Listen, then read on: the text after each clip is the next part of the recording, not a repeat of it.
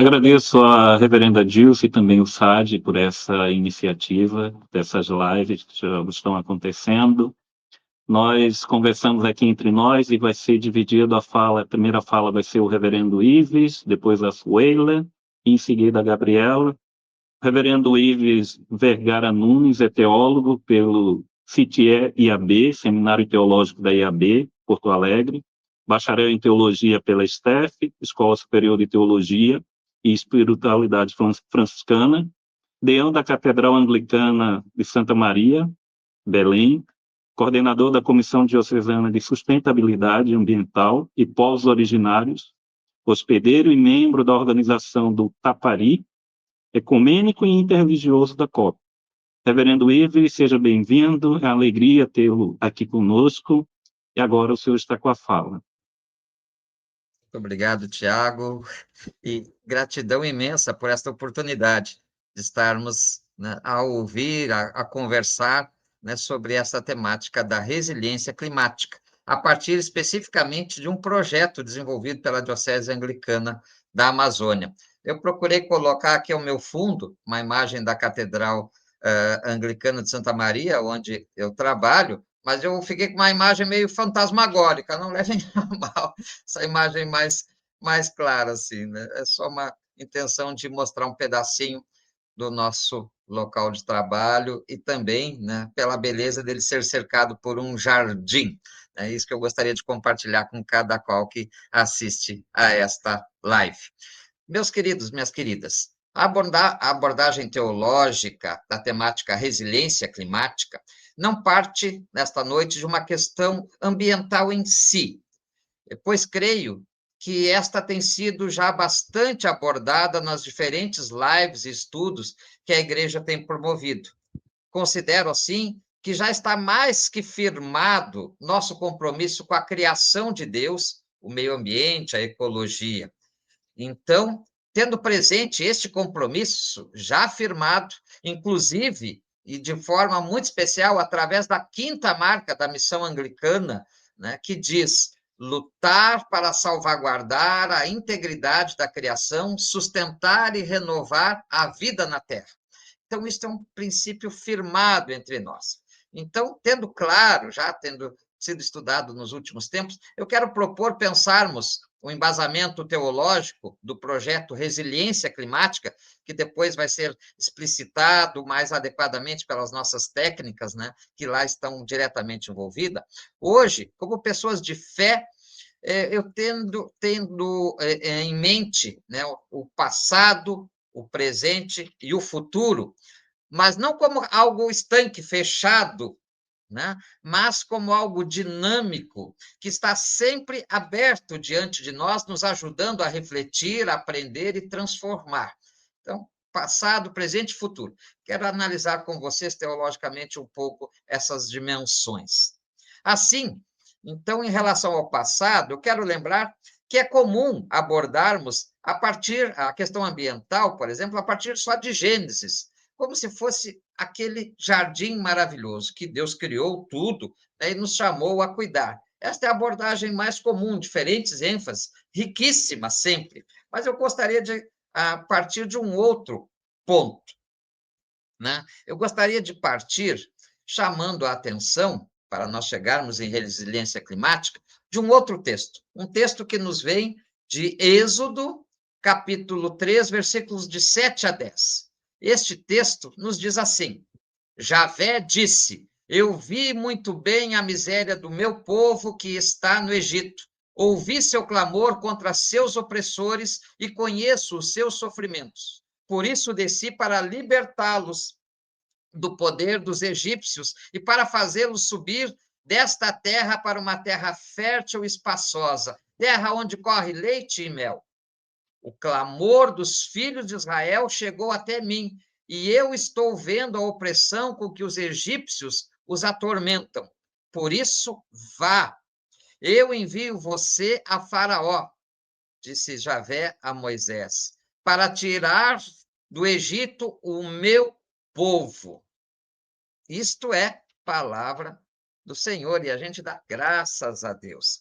Então, sem dificuldade, nós podemos compreender que este texto não fala só do passado, pois ele é muito atual.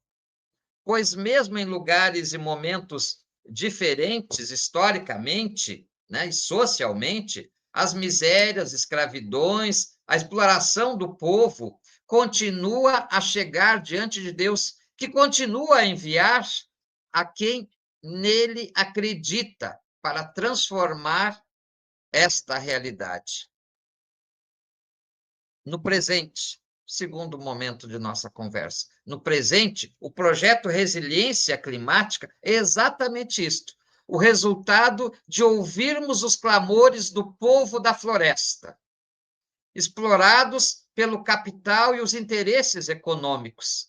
Seu clamor nos ajuda para voltar, né? Eles pedem ajuda para voltar a uma terra boa, ter boas colheitas, em viver num lugar com paz, como outrora pediram os filhos de Israel a Deus.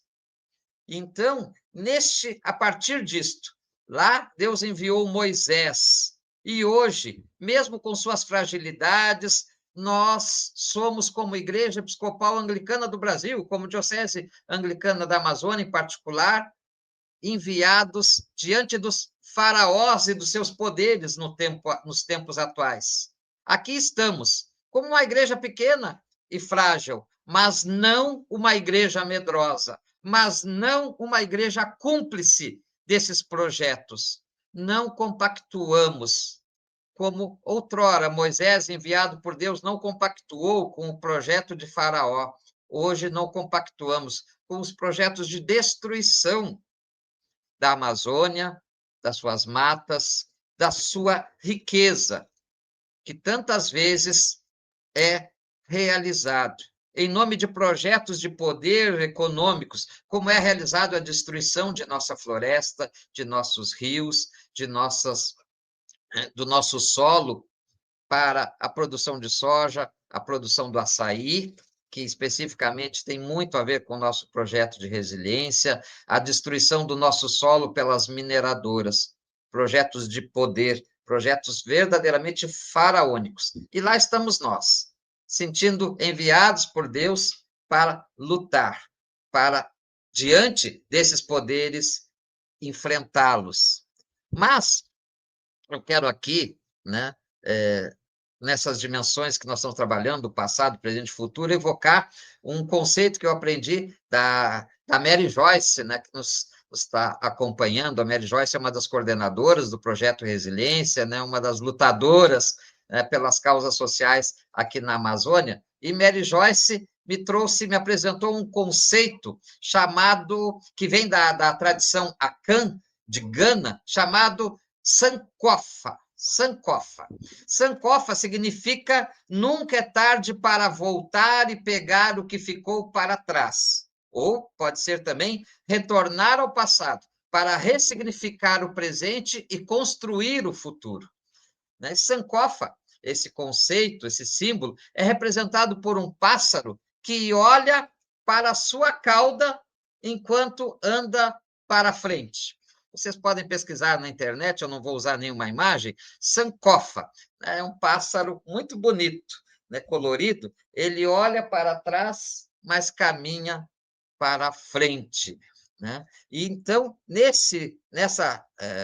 com este conceito, né, nós queremos também olhar para trás, aprender do que nos vem de Êxodo, por exemplo, mas também, neste momento, com esse aprendizado, ir transformando o futuro que se aproxima de nós.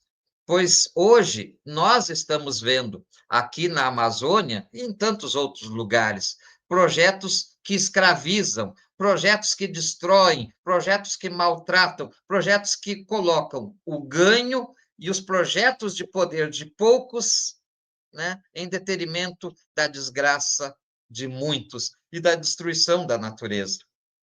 Por isso se faz tão importante olhar para esse passado, não com aquela imagem, como disse, de Gênesis, como se fosse um jardim idílico, né? Um jardim onde tudo é maravilhoso, e querer voltar para lá. Existe uma igreja que eu vou não vou dizer uma religião, aliás, que vende até uma revista, né, onde lá aparece o jardim, as pessoas voltando àquele jardim maravilhoso. É estranho que às vezes elas estão de terno e gravata voltando ao jardim. Mas esta ideia de que nós devemos sempre voltar a um jardim maravilhoso. O mundo mudou, tudo mudou ao nosso redor. Então, nós temos que aprender desse passado, mas para transformar o futuro.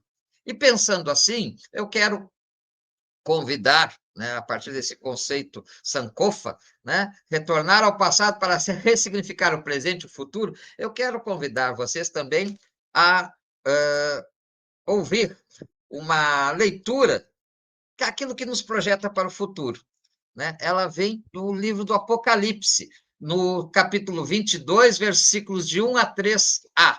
E ele diz assim, e eu acho especialmente maravilhoso, né, a gente olhar para o futuro com essa perspectiva. Diz assim, o anjo mostrou para mim um rio de água viva, era brilhante como cristal. O rio brotava no trono de Deus e do Cordeiro. No meio da praça, de cada lado do rio, estão plantadas árvores da vida. Elas dão fruto 12 vezes por ano. Todo mês, elas frutificam. Suas folhas servem para curar as nações. Nunca mais haverá maldições. De novo, palavra do Senhor e nós damos graças a Deus. Maravilhosamente, olhem só, maravilhosamente, o futuro previsto no livro de Apocalipse é um lugar onde a água dos rios são puras e cristalinas. As águas dos rios não são poluídas, não é um lugar de destruição, é uma água pura. Imagina, que maravilha olhar para o futuro com esta imagem. Também, no futuro, as cidades, né, cheia de árvores, a praça no meio cheia de árvores, árvores frutíferas. E estas árvores frutíferas que nascem à beira desses rios puros, né, dão frutos que alimentam o povo. Todos os meses do ano não falta comida. Que maravilhoso isto! E também, e de forma especial, diz o texto, né? E as folhas dessas árvores servem para curar as nações. É das árvores que vem a cura para as nações. Que coisa maravilhosa! E assim chegamos à resiliência climática, porque é bíblico, porque é missão da igreja, porque é aquilo para o qual Deus nos chama. Nós nos colocarmos diante de quem quer explorar, seja o povo, seja a natureza, sem temer os faraós e os projetos, para anunciar que, na vontade de Deus, o nosso futuro é, sim, uma natureza saudável e um povo que dela vive. Por isso, eu concluo com a palavra final, ali dos versículos 6 e 7 do mesmo capítulo 22, que diz assim: Então o anjo me disse, essas palavras são fiéis e verdadeiras, pois o Senhor, o Deus que inspira os profetas, enviou o seu anjo para mostrar aos seus servos o que deve acontecer muito em breve.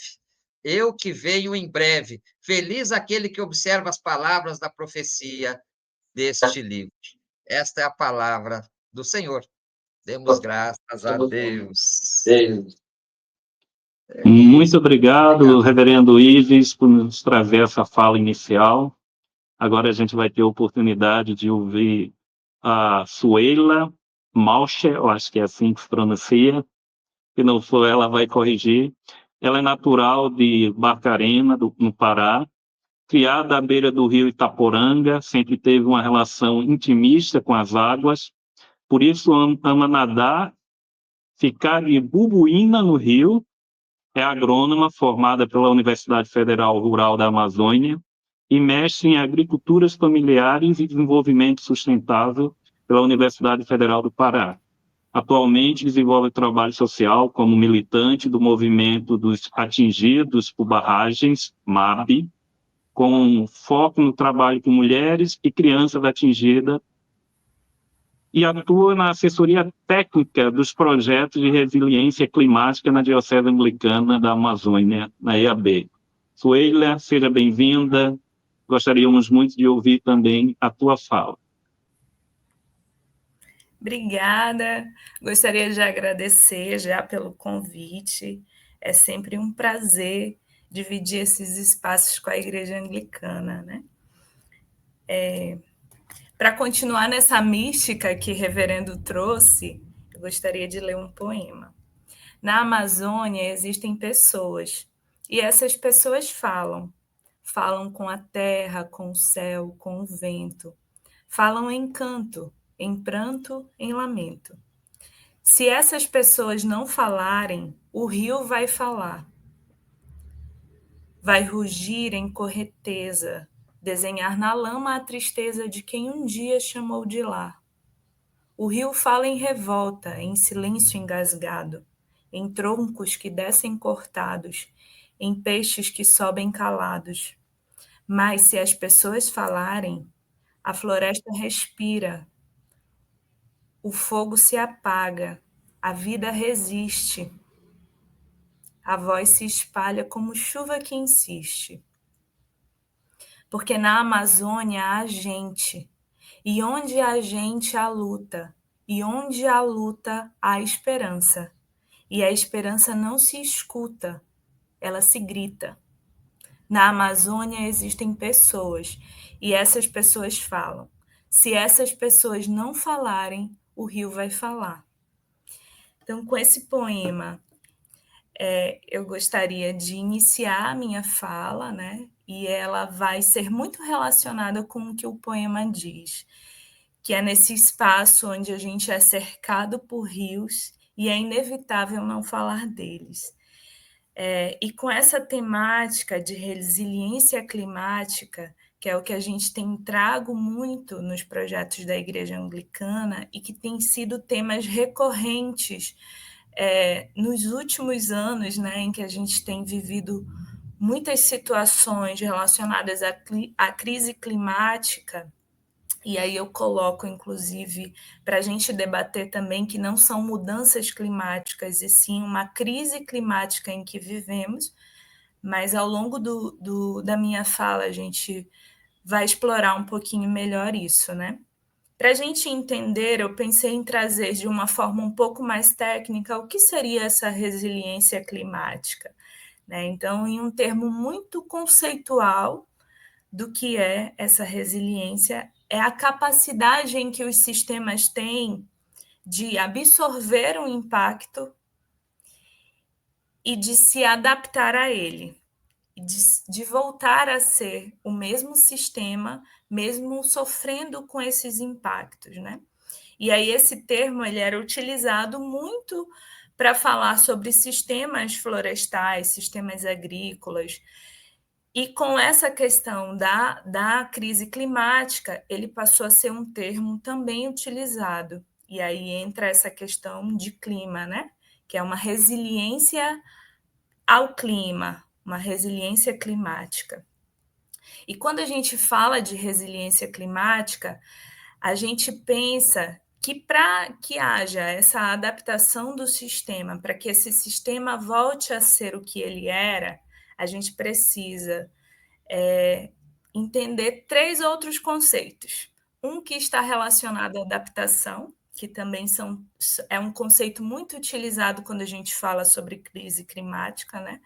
A adaptação é o processo em que se cria condições, e está muito relacionado à estrutura também, criar estruturas para as comunidades e os sistemas se adaptarem a essas questões da crise climática. E a mitigação seria formas de evitar com que essa crise avance, né? Que aí uma das mitigações é evitar, por exemplo, a emissão dos gases do efeito estufa para a atmosfera. Então, evitar queimada, né? Plantar árvores, reflorestar ambientes degradados. Então, esses são espaços de mitigação, que geralmente é onde a gente tem mais financiamento, né, nesses debates em que a gente tem com os países de acordos de acordos climáticos. Então, geralmente, os recursos eles vão ser voltados mais para a mitigação, porque é um pouco mais fácil, digamos assim, de fazer, e ele tem menos investimento. Você não precisa de investimentos tão altos como o processo de adaptação, né? Mas o ponto em que a gente mais trabalha com os projetos dentro com os projetos sociais, né, em que a gente desenvolve junto com a igreja, ele está relacionado ao fortalecimento das comunidades, que para nós é um ponto mais importante a ser tratado nesse dançar aí da resiliência climática, né? De como é que a gente se torna resiliente. Então, na nossa visão, é fortalecendo as comunidades, porque elas conseguem criar a sua resiliência, ouvindo, visitando as comunidades para entender do que eles vivem, né? Como é que eles vão se adaptando a essa nova realidade em que tem se instalado. E para falar sobre esse fortalecimento das comunidades, a Gabi vai trazer um pouco mais na prática o que a gente tem feito, né? Que é um trabalho formiguinha, assim, para muitos é um trabalho formiguinho, mas o importante é que a gente tem feito, né? Isso é o mais importante. Dentro desse mundaréu de coisas em que está posto a resiliência e que a gente fala de uma crise climática, né? E aí eu trago esse conceito do que é mudança climática e por que eu falo que é uma crise climática, porque esse conceito de mudança climática ele dá uma ideia de que é como se fosse um problema do clima. O clima está mudando, é simplesmente isso, né? Então, é uma mudança do clima. A ideia, quando a gente usa esse conceito, ela dá essa dimensão. Quando a gente fala que é uma crise climática, a gente pontua que a coisa não é tão superficial assim. Ela é uma crise imposta por um sistema social em que nós vivemos, né? E que ele está muito relacionado ao modelo econômico em que nós desenvolvemos no mundo, que é um modelo capitalista em que transforma tudo ao seu redor em mercadoria. E na Amazônia, como o poema traz, se essas pessoas da Amazônia não falam, o rio vai falar, né? O poema ele é muito emblemático quando ele diz que é o rio que vai falar, porque nós somos banhados de rio e para a gente esse é um bem muito valoroso. Ele está em todos os processos da nossa cultura, né? Na nossa música, na nossa forma de se alimentar, na nossa forma de se banhar. Então, esse rio nos cerca. E com essa crise climática, que aí eu faço o link, por que eu vou falar de um rio, né? Por que eu vou falar dos rios da Amazônia? Nessa crise climática, uma das mitigações, que foi o que eu tinha falado para vocês, é evitar a emissão dos gases do efeito estufa, né? E os principais emissores são o uso de combustíveis fósseis, né? E aí o desmatamento, a queimada. Então, esses são os principais emissores, né? A pecuária também, porque causa esse desmatamento e tem os gases os gases produzidos, né? A retirada, o uso do solo, que eles usam dessa forma no termo, quando eles dizem que é os que mais causam a emissão, mas esse uso do solo está ligado com um processo de desmatamento. Então, essa crise, ela diz que a gente precisa evitar a emissão desses gases do efeito estufa. E, para isso, eles indicam uma transição energética.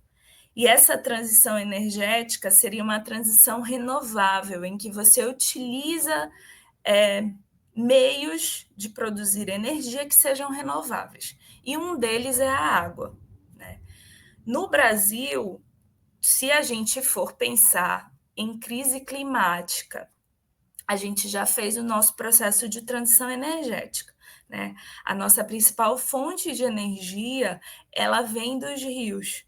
é onde a gente mais produz, e agora tem se intensificado o uso das eólicas, principalmente na região ali no Nordeste brasileiro, né?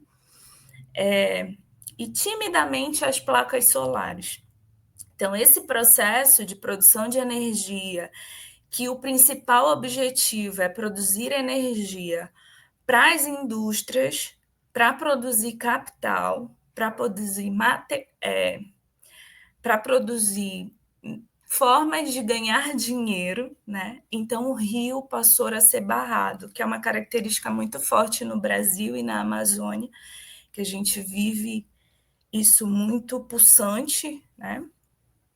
Então, esse rio, quando ele é barrado e que o objetivo é produzir energia para um sistema capitalista, para produzir mercadoria, esse barramento do rio ele causa um processo que é um processo de violações de direitos humanos e de uma tentativa de, digamos que, de apagamento das populações que vivem desse rio, né? Que a gente chama de comunidades ribeirinhas, mas tem uma diversidade de comunidades e como elas se identificam. E aí, nesse contexto de construção de hidrelétricas no Brasil, que foi um projeto arquitetado pela ditadura militar e que é um projeto em que ele está em curso, né? Ele é desenvolvido, mesmo com a retirada da ditadura militar do Brasil, né? Desse sistema militar, esse projeto de construção de hidrelétrica e de desenvolvimento para o Brasil, ele ainda segue. E com ele a gente tem uma série de violações. E a partir dessas construções, a gente tem a criação do movimento dos atingidos por barragem, né, que vão ser as comunidades que vivem às beiras desses rios, que vivem desses rios e que têm a sua vida inteiramente interligada a esses rios. E na Amazônia, a gente tem uma particularidade, né? A Amazônia ela é desenvolvida através dos rios, então a gente vai ter a maioria das suas comunidades tendo essa relação muito intimista com o rio. Tanto que eu coloquei, inclusive, na minha bibliografia, né? Que esse rio faz parte da minha vida desde que eu nasço até os momentos atuais. E a maioria da população que vive na Amazônia, ela vai ter algum tipo de relação com esse rio. Mas esse rio, ele passa a ser transformado em uma mercadoria. E a gente, no movimento dos atingidos por barragem, a gente sempre faz uma pergunta. Essa barragem, esse processo de produção de energia, ele é para quê e ele é para quem, né? Porque se a gente for avaliar a construção das hidrelétricas e a transformação do rio em uma mercadoria, que agora ele gera riqueza para um sistema, não é pensado para os povos da Amazônia. Esse barramento, essa transformação em mercadoria, ela é pensada para o capital e para o capital, né? E junto com isso, a gente tem uma série de invisibilidades dessas comunidades que têm a vida atrelada a esse rio, que pescam, que tem o açaí que é irrigado pelas águas desse rio, que se movem através desse rio, né? E que ele, apesar de ser um bem comum, que assim ele é dito, ele passa agora a ser um mercado, né? Em que você vende esse rio. E as comunidades que foram atingidas por esse barramento, de um modo geral, dificilmente elas terão acesso a essa energia. E o projeto em que a gente faz junto com a Anglicana, é um projeto em que fica numa região que a gente chama de Baixo Tocantins, e a gente tem a hidrelétrica de Tucuruí, que foi uma hidrelétrica que ela vai barrar o rio Tocantins e mudar todo um sistema de vida dessas comunidades, que apesar de serem resilientes, não precisariam passar por isso se a gente não tivesse, se esse sistema capitalista não tivesse essa forma tão voraz de transformar tudo em mercado, tudo em dinheiro.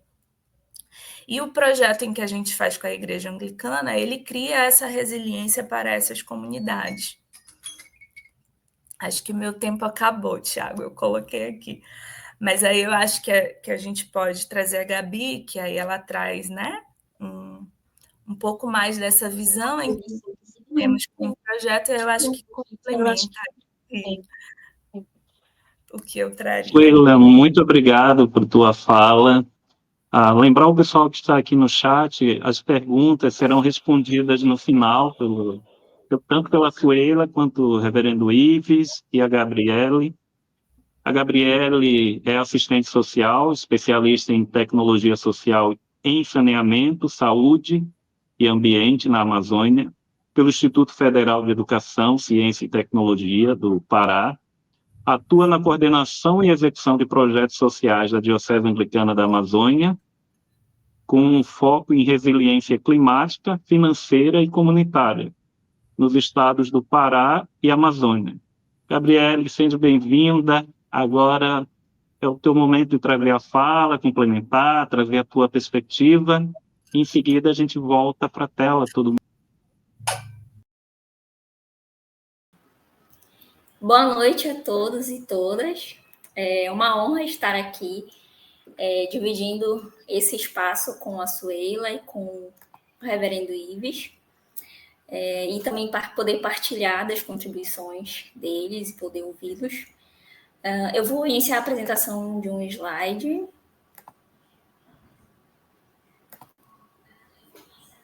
Eu fiquei responsável por apresentar a parte mais prática, a ação mais prática da Diocese Anglicana da Amazônia, no âmbito da resiliência climática. Estou apenas tentando compartilhar aqui o...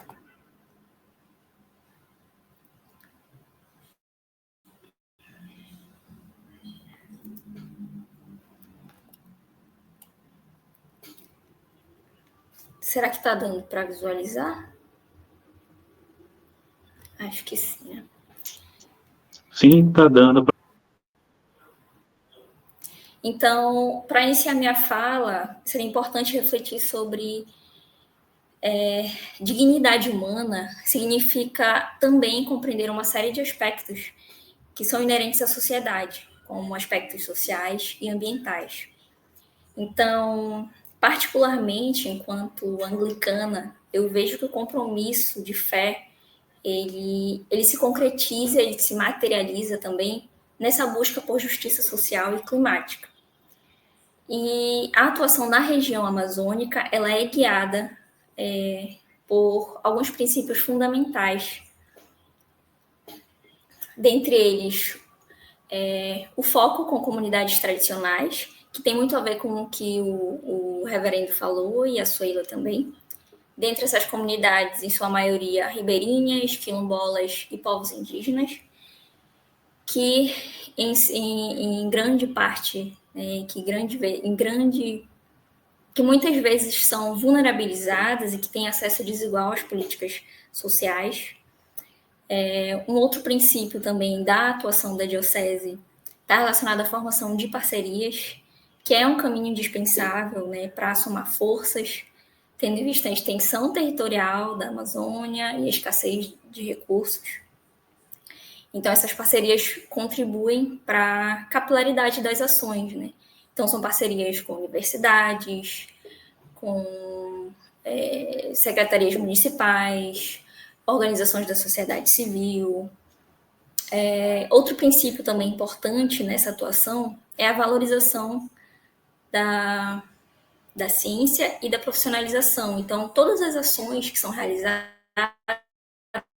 elas são técnicas, né? E são acompanhadas por pessoas qualificadas. Um outro princípio também que é muito importante é a escuta e a consulta das comunidades. Então, nada é feito sem a consulta e sem uma decisão conjunta com as comunidades que serão beneficiadas e que também estarão atuando na coordenação, na execução dos projetos. Então, não cabe chegar nos territórios sem um mínimo de respeito, né, à sua cultura, à sua identidade, e sem escutar as suas demandas e as suas dificuldades. Então, nessa atuação toda da diocese, o protagonismo é da comunidade em si. Talvez seja possível dizer que a diocese caminha com passos pequenos, mas que são firmes, né, considerando uma equipe reduzida e essa extensão territorial. Então, acredito que são passos firmes e que representam um impacto real na vida de muitas pessoas. Dentre as ações práticas dessas baseadas na resiliência climática, é possível destacar, né, a criação de 2 viveiros de mudas florestais, que foram construídas no município chamado Cametá, aqui no estado do Pará. 2 hortas comunitárias, que foram construídas, uma no município do Acará e outra no município de Santa Luzia do Pará. Além disso, um berçário de plantas medicinais, que está em fase de construção no município de São Gabriel da Cachoeira, no Amazonas, além das formações e do fortalecimento comunitário, que é voltado à resiliência climática. Essa primeira imagem aqui, ela representa o viveiro de mudas florestais, que foi construído na comunidade Paruru do Meio, que fica em Cametá. Essa segunda imagem, ela representa o viveiro que foi construído na comunidade do Carapajó, que fica também em Cametá. Essa aqui é a horta comunitária que foi construída na comunidade Santa Luzia do Pará. Essa também é mais um exemplo da atuação da diocese, com a construção da horta comunitária em Santa Maria, que fica no município do Acará, aqui no estado do Pará. E a construção do berçário de plantas medicinais no Amazonas, no município de São Gabriel da Cachoeira. Trazendo um destaque direcionado mais para a atuação da diocese na região de Cametá, é necessário ressaltar que essa região enfrenta desafios ambientais após décadas, né, após anos da monocultura do açaí, e também com os impactos da hidrelétrica de Tucuruí, que foi muito bem citado pela Sueila. Então, Cametá é um município do Pará, que é banhado, ele é localizado à margem esquerda do rio Tocantins, esse aqui é o rio Tocantins, e Cametá está localizado aqui. A população estimada do município é de 134 mil habitantes e a economia é fundamentalmente agrícola, concentrada na monocultura do açaí. É possível chegar a Cametá por meio dos rios e também pela estrada, em torno de 4 horas de viagem. Essa viagem ela é alternada entre barco e ônibus, considerando uma distância de 235 quilômetros da capital, que é Belém, até Cametá. A culinária da região também é marcada pelo consumo do açaí e do peixe, que é o mapará.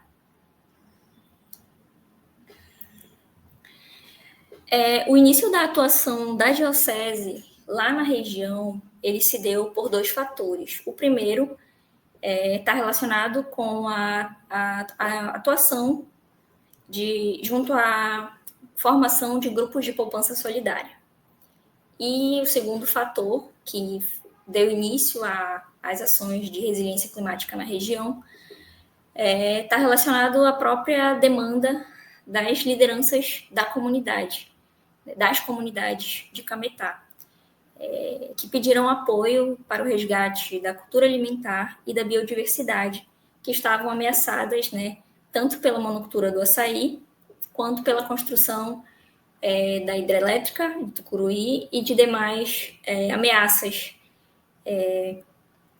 que afetam a perda, né, que influenciam na perda da biodiversidade. Então, esse mapa tem um zoom, né, eu dei aqui um zoom. Esse aqui é o rio Tocantins, que banha ali a região de Cametá. Essa região aqui que está marcada com um círculo vermelho é a região de Carapajó, onde foi construído um dos viveiros. E aqui é onde foi construído o segundo viveiro, que é o viveiro do Paruru do Meio, que também foi construído um segundo viveiro através do projeto Iniciativa de Resiliência na Amazônia. O acompanhamento do projeto nessa região ocorre considerando a distância de 215 quilômetros, né, de Belém, que é a capital, até Carapajó. E para chegar ao Paruru do Meio, que é essa região aqui, é necessário ainda um transporte fluvial, que aqui a gente chama de rabeta, que são pequenas embarcações, e para poder acessar o viveiro que está localizado aqui. O processo de planejamento de construção desses viveiros, ele envolveu um trabalho intenso de organização e mobilização das lideranças comunitárias, que ao todo foram 18 comunidades ribeirinhas envolvidas, e a previsão inicial do projeto seria a construção de 3 viveiros. Porém, foi ajustado e ficou definido que seriam construídos apenas 2, em decorrência da localização geográfica, né, que seria para atender a maior parte das comunidades. Então, o que seria 3 viveiros inicialmente foi ajustado para 2, justamente a partir desse encontro, desse processo de planejamento, que dá para ver na imagem, né? Nós levamos mapas e, a partir desses mapas impressos, a própria comunidade que foi reunida em grupo debateu sobre a localização desses viveiros e eles mesmos decidiram onde seriam construídos. Então, as pessoas foram divididas em grupos e debateram exatamente sobre a localização e onde eles iriam ficar para que atendesse o maior número de pessoas. Essa foto também foi tirada durante esse processo de planejamento, foi ao final do processo e contou com a participação da Bispa Marinês e do Reverendo Ives, demonstrando o apoio da igreja em todo esse processo, né, em toda essa logística. Eu trouxe aqui algumas fotos que também representam o quanto que todo esse processo de organização do planejamento dos viveiros exigiu uma mobilização intensa das lideranças e também da equipe aqui de execução do projeto também, de apoio, né?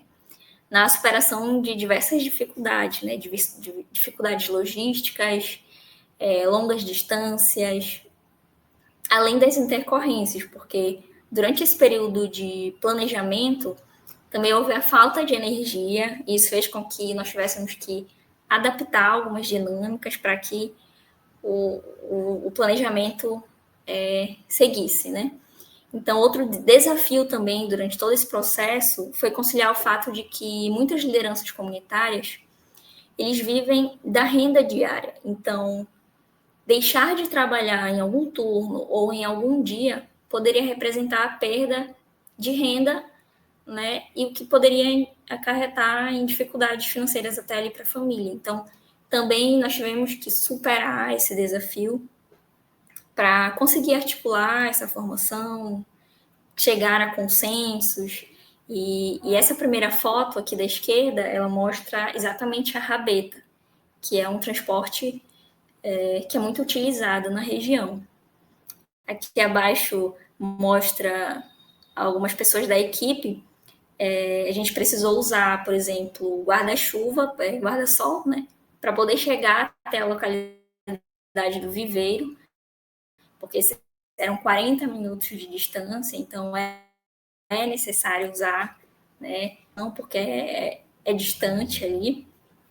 Aqui mostra a imagem central, a preparação, né, para para todo esse processo, os materiais, a equipe, também a parte de ambientação. Então, foi um processo que demandou muito trabalho e a superação de muitos desafios. Após as etapas, né, de construção e da gestão dos viveiros, foram também realizados os mutirões de produção de mudas, que é essa imagem à esquerda. E, por fim, de forma mais resumida, né, na imagem ao lado, à direita, é uma imagem bem significativa que mostra a distribuição de 500 mudas, né, que foram produzidas dentro desses viveiros, a partir desses viveiros. E essas mudas foram distribuídas no último dia do primeiro encontro das águas. O objetivo desse encontro era debater sobre a defesa do Rio Tocantins. E a Bispa Marinês, esteve presente nesse evento, ela participou da mesa de debate. Então, essa foto é bem significativa também para o projeto e demonstra o resultado, né, de toda essa atuação com os viveiros. Então, dá para ver que todo esse trabalho vale a pena a partir do momento que a gente também se depara com os resultados. Produção de 1.786 mudas, a distribuição de 1.309 mudas, alcance de 150 pessoas, 18 comunidades, além dos encontros de formação e fortalecimento comunitário voltados à resiliência climática. Lembrando que a meta do projeto, né, é de produzir e distribuir 10 mil mudas florestais em médio prazo, seria em 5 anos, e também capacitar e fortalecer as comunidades para a gestão desses viveiros após esse prazo, né, de 5 anos. Então, até o momento dessa atuação, é possível ver que são resultados que representam vidas transformadas, né, a possibilidade de territórios mais resilientes e comunidades mais fortalecidas também. E, para finalizar, a atuação da Diocese tem sido muito importante com essas comunidades, nessas regiões, mas também os desafios continuam, né? Como a Suela comentou, a região vive uma realidade diferente também após a construção da hidrelétrica de Tucuruí, que causou a perda da biodiversidade na região. E também é possível destacar o surgimento de uma nova ameaça, que as comunidades estão também começando a se mobilizar contra essa ameaça, que é a explosão do Pedral do Lourenço, também conhecido pelas comunidades como Pedral do Lourenção. Esse pedral, ele tem aproximadamente 40 quilômetros, e ele é localizado entre os municípios de Marabá e Tucuruí, aqui no estado do Pará. E a justificativa para a explosão desse pedral rochoso, né, seria para ampliar o escoamento da produção pelo Rio Tocantins e também melhorar a navegabilidade. E a gente sabe que isso, consequentemente, iria prejudicar toda a biodiversidade, a fauna aquática e as comunidades ribeirinhas que ali vivem e que dependem do rio. Então, a atuação da Diocese Anglicana da Amazônia também apoia iniciativas que defendem os rios, né, que defendem o Rio Tocantins e as comunidades que dele dependem. E, para finalizar, a diaconia também fazendo uma relação com a dignidade humana, com o tema do nosso encontro, né? A diaconia nos leva a transformar realidades, mesmo que com pequenos gestos, mas que podem gerar grandes mudanças. Então, defender a dignidade humana significa também lutar por justiça ambiental. E é assim que a Diocese Anglicana da Amazônia atua nas ações práticas de diaconia, ao lado dos povos, na defesa dos rios e florestas. Então, agradecer, né, a participação, a abordagem de cada pessoa, muito importante. Eu acho que todas foram muito coerentes com aquilo que a gente esperava ouvir sobre isso, né? Cada parte muito importante, principalmente não vou destacar nenhuma, foram todas muito boas, mas o reverendo Ives trouxe uma abordagem teológica muito adequada, né, dentro desse tema, quando a nossa preocupação do SAD é com a dignidade humana. Eu penso que pensar na questão da criação tem tudo a ver com a nossa dignidade. Não só nós que estamos, às vezes, uma situação um pouco mais melhor, assim, mais privilegiada, mas principalmente com as pessoas que estão em situação de mais vulnerabilidade. Eu acho que essa deve ser sempre a preocupação da igreja, de que a criação seja um ambiente, um espaço aprazível, bom e capaz de produzir vida para as pessoas que estão em situação de maior vulnerabilidade, que a gente vê que realmente estão mais expostas a todas essas questões climáticas que são trazidas, né, da resiliência e também da crise climática que a gente vive a cada dia, que está muito exposta, e às quais essas pessoas estão mais expostas, né?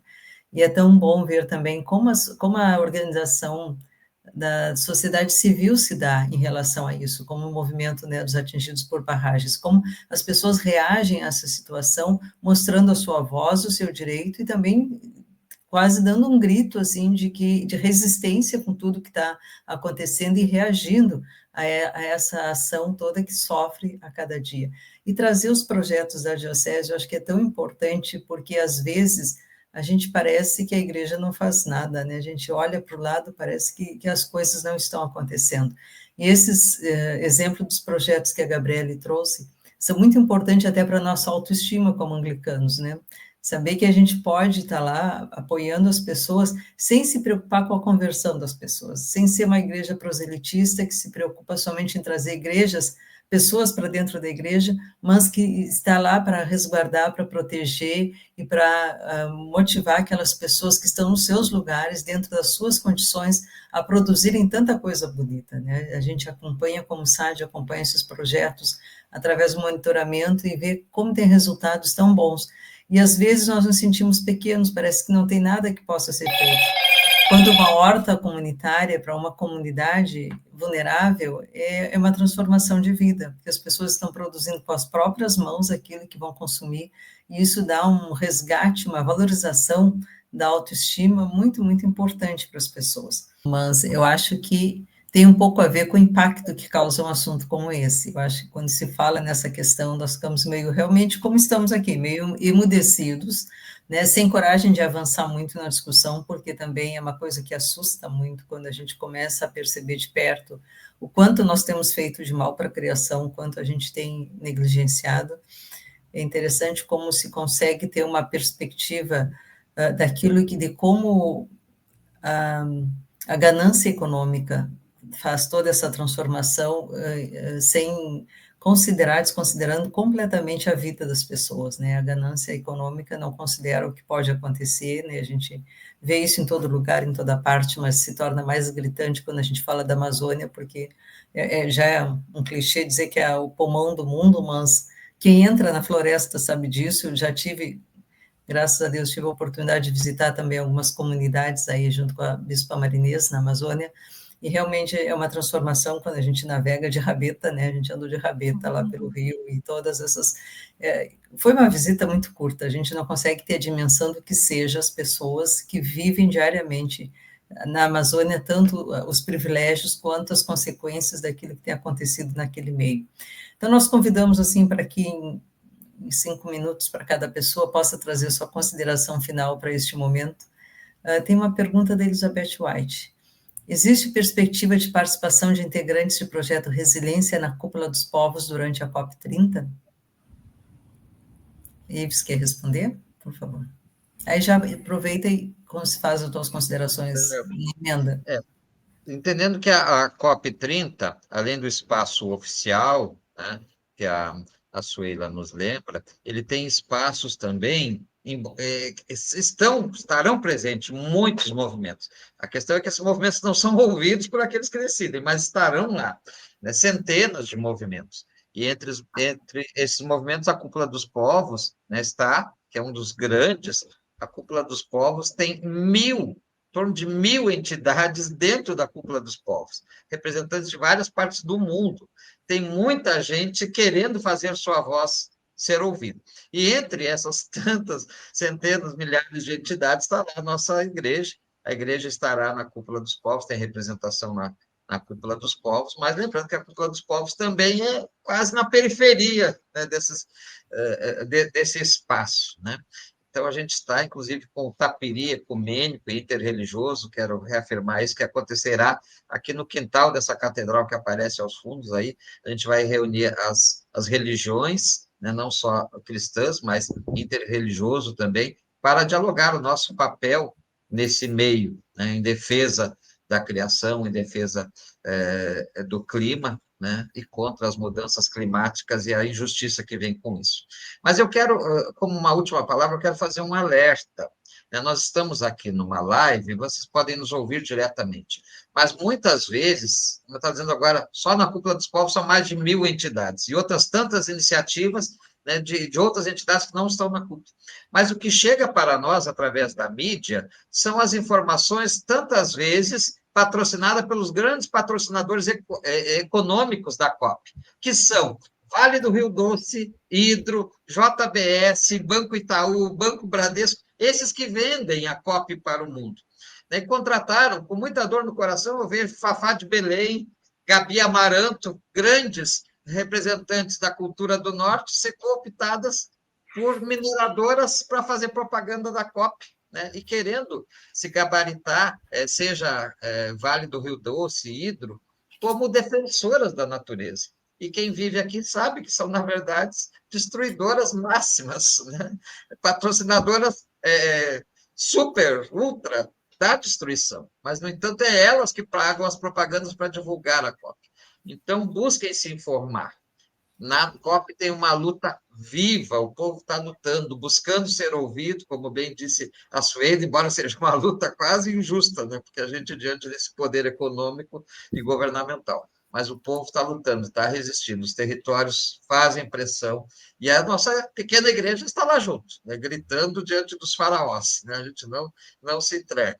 Então, essa é a palavra. Não nos entreguemos e não confiemos nas propagandas. Né? Sigamos procurando, através dos meios da igreja e outros, saber quanto o povo está vivo e na luta. A gente não desiste.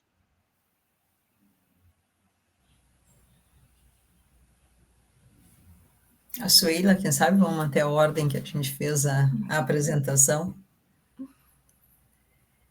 Eu estava pensando de complementar uma coisa que eu não consegui terminar de falar, né, que quando eu falei de Tucuruí, Gabi trouxe o Pedral do Lourenção, que é assim que as comunidades chamam ele, é assim que elas gostam que seja chamado, né? Esse projeto, ele foi um projeto que essa destruição do Pedral de do Lourenção, quer dizer, ele é um projeto para permitir a passagem de uma hidrovia, né? E essa hidrovia, ela tende a interligar ali a região central do Brasil, que tem uma alta produção de grãos, de soja, milho, sorgo, e essa produção, essa hidrovia serviria para transportar esses grãos para o porto de Barcarena, que é onde tem o processo de escoamento, né, desses grãos para a Europa, para a América do Norte, enfim. E esse projeto, ele é um projeto que ele é da ditadura militar, que ele é interligado com a hidrelétrica de Tucuruí, e que se o projeto da hidrovia for concretizado, a gente tem mais 2 hidrelétricas para serem construídas, uma no Araguaia, né? No Rio Araguaia, e uma no Rio Tocantins, se eu não me engano. Então, são projetos que eles não são feitos a curto prazo, eles são feitos a longo prazo, para justamente ser isso, né? Você deixar passar esses projetos que violam uma série de direitos, e eles são feitos em partes para os impactos serem e a luta ser também fracionada. Então, é esse o objetivo, assim. E a importância de se ter, né, esses ambientes que, apesar da gente considerar que são Pequenas ações, para a gente, são grandes ações, porque elas organizam, porque elas dialogam com as comunidades, elas fortalecem esses locais, elas criam, de fato, resiliência desse povo, que entende essa realidade e que se organiza de forma coletiva, que para a gente é um processo muito importante, né? O sujeito coletivo, ele tende a lutar. Então, a importância da gente resgatar esse processo de coletividade para a gente é importantíssimo, porque a individualidade faz parte, inclusive, do sistema capitalista, né? De achar que nós somos sujeitos individuais, e que não é isso, e que, inclusive, o próprio evangelho não prega isso, né? Que a gente é sujeitos coletivos, que precisamos ter uns aos outros para nos fortalecermos e para viver em comunidade. Então, para a gente, isso é muito importante, e essa relação do movimento dos atingidos por barragem com a Igreja Anglicana, ele se fortalece muito nesse sentido, né? De encontrarmos um ambiente e uma igreja que tem essa visão progressista, que a coletividade, que o evangelho, ele precisa ser propagado, ele precisa chegar às pessoas. Não é isso? Obrigada. Gabriele?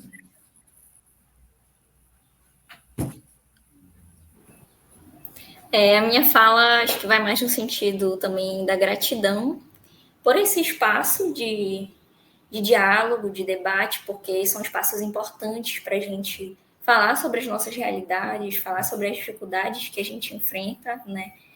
Para também somar forças, né? Então, é também no sentido de gratidão, porque eu tenho orgulho de ser anglicana, porque essa igreja proporciona esses espaços, né? Que são espaços que realmente buscam transformar a realidade de muitas pessoas. Então, são espaços que buscam também mudanças. A atuação da diocese é centrada nisso, como a reverenda Dilce bem falou. A gente não busca trazer pessoas para a igreja, né, mas simplesmente está relacionado ao cuidado da criação, o que foi criado e o que deve ser, na verdade, cuidado, né? Então, essa responsabilidade com o outro. E então eu sinto muito orgulho por estar, né, por ser da igreja, também por ser dessa diocese que tem como representante, como liderança, a bispa Marinês, que ela também sempre está presente nesses espaços também. Ela sempre nos dá muito apoio para atuar com esses projetos.